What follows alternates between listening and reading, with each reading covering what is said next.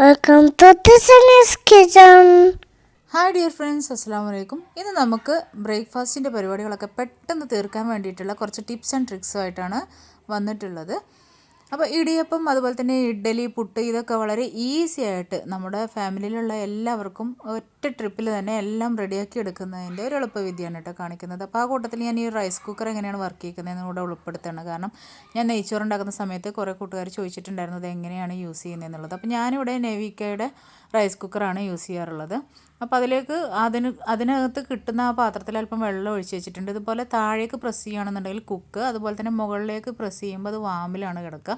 അപ്പോൾ നമുക്ക് ചൂടായ വെള്ളമൊക്കെ വാമിൽ വെക്കുകയാണെന്നുണ്ടെങ്കിൽ ആ ചൂട് അങ്ങനെ നിലനിൽക്കും. അപ്പോൾ നമുക്കിപ്പോൾ താഴേക്കാക്കി കുക്കിലേക്കാക്കി വെക്കണം. അപ്പോൾ അത് തിളച്ച് വന്നോളും. അപ്പോൾ തിളക്കുമ്പോൾ ഈ ഭാഗത്താണ് ഇതിൻ്റെ സ്റ്റീം വരുന്നത്. അപ്പോൾ ആ ഭാഗത്തൂടെ സ്റ്റീം വരുന്ന സമയത്ത് നമുക്ക് ഓപ്പൺ ചെയ്യാം. അപ്പോൾ ഇതിൽ തന്നെ കിട്ടിയിട്ടുള്ളൊരു സ്റ്റീമറാണിത്. അപ്പോൾ അത് ഞാനിതിലേക്ക് ഇറക്കി വെച്ചിട്ടുണ്ട്. ഇനി അതിലേക്ക് കോട്ടൺ ക്ലോത്ത് വിരിച്ചു കൊടുക്കുകയാണ്. അപ്പോൾ ഇത് ഞാൻ പുട്ടുണ്ടാക്കാനായിട്ട് ഇങ്ങനെ ക്ലോത്ത് യൂസ് ചെയ്യുന്നതാണ് കേട്ടോ. അപ്പോൾ ആ കോട്ടൺ ക്ലോത്ത് ഇതിൽ വിരിച്ചു കൊടുത്തിട്ടുണ്ട്. ഇതിൻ്റെ സ്റ്റീമറിൻ്റെ ഈ ഹോൾസ് എന്ന് പറയുന്നത് നല്ല വലുപ്പമുള്ള ഹോൾസാണ്. അപ്പോൾ അത് കാരണം അതിനകത്ത് നമ്മൾ പുട്ടുപൊടിയൊക്കെ ഇട്ട് കഴിഞ്ഞാൽ താഴേക്ക് ഇറങ്ങിപ്പോവും. അപ്പോൾ സാധാരണ പുട്ടിന് നനച്ചെടുക്കുന്ന പോലെ തന്നെ ഞാനിവിടെ 3 പേർക്കുള്ള പുട്ട് പൊടി നനച്ചെടുത്തിട്ടുണ്ട്. അപ്പോൾ അത് മുഴുവനായിട്ട് ഇതിലേക്ക് അങ്ങ് ഇട്ട് കൊടുക്കുകയാണ് ചെയ്യുന്നത്. ഒന്ന് നിരത്തി കൊടുക്കുക. തേങ്ങ വേണമെങ്കിൽ തേങ്ങയൊക്കെ ഇട്ട് കൊടുക്കുക കേട്ടോ. മൂടി വെച്ചതിന് ശേഷം ഒരു 4 മിനിറ്റ് കഴിയുമ്പോൾ നമ്മുടെ പുട്ട് റെഡിയായി. അപ്പോൾ ഇത്രയും പണിയേ ഉള്ളൂ. അപ്പോൾ ഇത് നമുക്കിങ്ങനെ ഒരു തവി അല്ലെങ്കിൽ സ്പൂൺ വെച്ചിട്ട് കോരി എടുക്കാൻ പറ്റുന്ന വിധത്തിലാണ് ഈ ഒരു പുട്ട് ഇരിക്കുന്നത്. അപ്പോൾ നിങ്ങൾക്ക് കുറ്റിപ്പുട്ട്, ചിരട്ടപ്പുട്ട് ഇങ്ങനത്തെ ഒന്നും കുഴപ്പമില്ല, ഇതൊന്നും വേണമെന്നില്ല എന്നുള്ളവർക്കാണെങ്കിൽ ഇങ്ങനെ ചെയ്തെടുക്കാവുന്നതാണ്. അപ്പോൾ നമ്മൾ നാട്ടിലൊക്കെ ആണെന്നുണ്ടെങ്കിൽ വായുവട്ടമുള്ള ചെമ്പിന് മുകളിൽ അല്ലെങ്കിൽ മൺകലത്തിന് മുകളിലൊക്കെ തുണി കെട്ടിയിട്ടാണ് നമ്മൾ പുട്ടുണ്ടാക്കി എടുക്കുന്നത്. അപ്പോൾ അതിന് നമ്മൾ തുണിപ്പുട്ട് എന്നാണ് കേട്ടോ പറയാറ്. ഈ ഇടിയപ്പം റെഡിയാക്കി എടുക്കുന്നത് എങ്ങനെയാണെന്ന് നോക്കാം. സെയിം ആ ഒരു സ്റ്റീമറിൽ തന്നെ ആദ്യം ഞാനൊരു ക്ലോത്ത് വിരിച്ചിട്ട് അതിന് മുകളിലൊരു 4 ഇടിയപ്പം പിഴിഞ്ഞ് വെച്ചിട്ടുണ്ട്.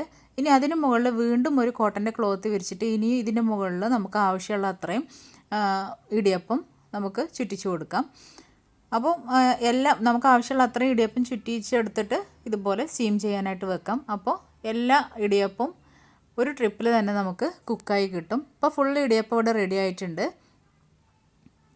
അപ്പോൾ നമുക്കിങ്ങനെ 2-3 തവണയായിട്ട് ഇടിയപ്പം വേവിച്ചെടുക്കാനായിട്ടൊന്നും നിൽക്കണ്ട. ഇതുപോലെ കോട്ടൺ ക്ലോത്ത് ഇങ്ങനെ മുകളിൽ ലെയറായിട്ട് വെച്ച് കൊടുക്കുകയാണെന്നുണ്ടെങ്കിൽ, ഇല്ലെന്നുണ്ടെങ്കിൽ വാഴയില വെച്ച് കൊടുത്താലും മതി കേട്ടോ. വാഴയിലയിൽ ഇതുപോലെ ഇടിയപ്പം ചുറ്റിച്ച് കൊടുത്തിട്ട് മുകളിലേക്കായിട്ട് നമുക്ക് അടുക്കി വെച്ചിട്ട് ഇതുപോലെ സ്റ്റീം ചെയ്തെടുക്കാവുന്നതാണ്. ഇതിപ്പോൾ ഞാൻ 3 ലെയറായിട്ടാണ് കേട്ടോ വെച്ചിട്ടുണ്ടായിരുന്നത്. ഒരേ ക്ലോത്ത് തന്നെ ഒന്ന് മടക്കി വലിയൊരു ക്ലോത്ത് എടുത്തിട്ട് അതിന് മുകളിൽ ഇതുപോലെ ഇടിയപ്പം ചുറ്റിച്ച് കൊടുത്ത് ആ ക്ലോത്തിനൊന്ന് മടക്കിയിട്ട് കൊടുത്തിട്ട് അതിന് മുകളിൽ വീണ്ടും ചുറ്റിച്ചെടുക്കുകയാണ് ചെയ്തത്. അപ്പോൾ വളരെ ഈസി ആയിട്ട് നമുക്ക് ഇടിയപ്പവും റെഡിയാക്കി എടുക്കാൻ പറ്റി. അപ്പോൾ നമ്മൾ പുട്ടും ഇടിയപ്പവും ഇതുപോലെ റെഡിയാക്കി എടുത്തു, അതായത് തുണിപ്പുട്ട്. ഇനി നമ്മൾ ചെയ്യാൻ പോകുന്നത് കുറ്റിപ്പുട്ടാണ് കേട്ടോ. അപ്പോൾ കുറ്റിപ്പുട്ട് ഉണ്ടാക്കാൻ വേണ്ടിയിട്ട് ഞാനിവിടെ വാഴയിലയാണ് യൂസ് ചെയ്യുന്നത്. അപ്പോൾ വാഴയില ഇതുപോലെ കീറിയിട്ട് എല്ലാ വാഴയിലയും ഇതുപോലെ ഒരു ഈർക്കിളി വെച്ചിട്ട് ഒന്ന് റോൾ ചെയ്തിട്ട് ഇതുപോലെ മടക്കി വെച്ച് കൊടുക്കുക. അപ്പോൾ എല്ലാം ഇവിടെ റെഡി ആയിട്ടുണ്ട്. ഇനി ഇതേപോലെ ഒരു സ്റ്റീമറിന് മുകളിൽ നമ്മൾ ഈ ഒരു വാഴയില ഇതുപോലെ വെച്ചത് ഫുള്ളായിട്ട് ഇങ്ങനെ പിൻ ചെയ്തത് ഫുള്ളായിട്ടും വെച്ച് കൊടുത്തിട്ട് അതിനകത്തേക്ക് സാധാരണ നമ്മൾ കുറ്റിപ്പുട്ടിലേക്ക് എങ്ങനെയാണോ പൊടി ഇട്ട് കൊടുക്കാറ് അതുപോലെ തന്നെ തേങ്ങ ഇട്ട് പൊടിയിട്ട് കൊടുക്കുക, സ്റ്റീം ചെയ്യാം. അപ്പോൾ നമുക്ക് നല്ല ടേസ്റ്റി ആയിട്ടുള്ള, ഇതിനൊരു പ്രത്യേക ടേസ്റ്റ് ഉണ്ട് കേട്ടോ, കാരണം ഈ വാഴയിലയിൽ കുക്കായി വരുന്നതല്ലേ. അപ്പം നല്ല അടിപൊളിയായിട്ടുള്ള കുറ്റിപ്പുട്ട് ഇവിടെ റെഡി ആയിട്ടുണ്ട്. അപ്പോൾ വലിയ പാത്രമാണെന്നുണ്ടെങ്കിൽ നമുക്ക് അത്രയും കുറ്റിപ്പുട്ട് ഇതിൽ റെഡിയാക്കി എടുക്കാൻ പറ്റുന്നതാണ്. അപ്പോൾ ഇനി ഷേപ്പില്ലാത്ത പുട്ടൊന്നും കഴിക്കാൻ പറ്റില്ല, ഇങ്ങനെ കുറ്റിപ്പുട്ട് തന്നെ വേണമെന്നുള്ളവർക്കാണെന്നുണ്ടെങ്കിൽ നമുക്ക് ഒരു ട്രിപ്പിൽ തന്നെ എല്ലാവർക്കും ഉള്ള കുറ്റിപ്പുട്ട് ഇങ്ങനെ റെഡിയാക്കി എടുക്കാം.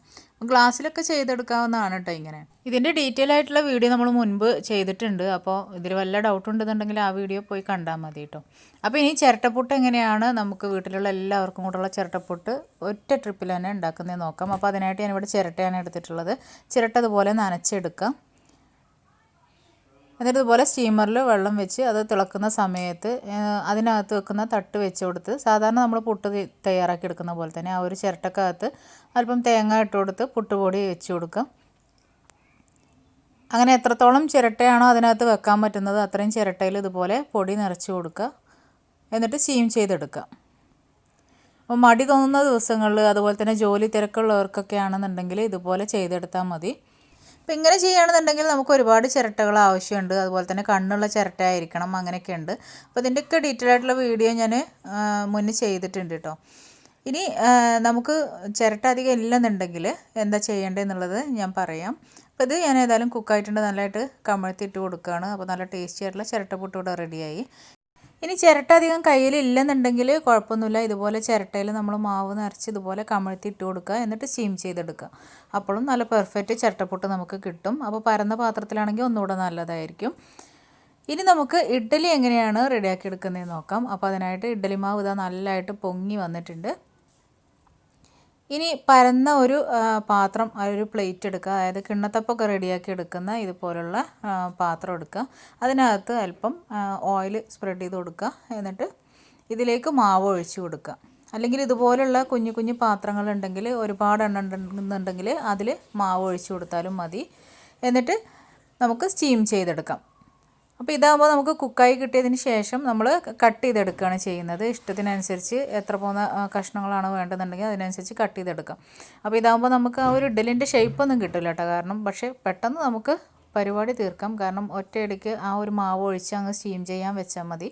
പിന്നീട് അത് കുറച്ച് സമയം അങ്ങനെ കിടന്ന് വെന്ത് പിന്നെ നമുക്ക് കുക്കായി കിട്ടിയതിന് ശേഷം അത് കട്ട് ചെയ്ത് ഇഷ്ടത്തിനനുസരിച്ചിട്ട് കട്ട് ചെയ്ത് കറി കൂട്ടി കഴിക്കാവുന്നതാണ്. അപ്പോൾ ടേസ്റ്റിനൊന്നും ഒരു കുഴപ്പമില്ല. അപ്പോൾ പെട്ടെന്ന് ജോലി കഴിയാൻ വേണ്ടിയിട്ടുള്ള കുറച്ച് ട്രിക്സും ടിപ്സൊക്കെയാണ് ഞാൻ കാണിച്ചിട്ടുള്ളത്, പറഞ്ഞിട്ടുള്ളത്. അപ്പോൾ ഈ ഒരു വീഡിയോ നിങ്ങൾക്ക് യൂസ്ഫുള്ളായി തോന്നുകയാണെന്നുണ്ടെങ്കിൽ ഷെയർ ചെയ്യാനും ലൈക്ക് ചെയ്യാനും മറക്കരുത്. ഇതുപോലുള്ളൊരു ചപ്പാത്തി വീഡിയോ നമ്മൾ തൊട്ട് മുന്നേ അപ്ലോഡ് ചെയ്തിട്ടുണ്ട്, കാണാത്തവരുണ്ടെങ്കിൽ കാണാൻ മറക്കരുത്. അപ്പോൾ ജോലിക്കാർക്കായിരുന്നാലും അതുപോലെ തന്നെ മടി തോന്നുന്ന ദിവസങ്ങളിൽ വീട്ടമ്മമാർക്ക് പെട്ടെന്ന് ജോലി തീർക്കാൻ വേണ്ടിയിട്ടും ഹെൽപ്ഫുള്ളായിരിക്കും ഈ ഒരു വീഡിയോയും ആ ഒരു ചപ്പാത്തി വീഡിയോയും. തീർച്ചയായും ട്രൈ ചെയ്ത് നോക്കാൻ മറക്കരുത്. വീണ്ടും നെക്സ്റ്റ് വീഡിയോയിൽ കാണാം ഇൻഷാ അല്ലാഹ്. താങ്ക്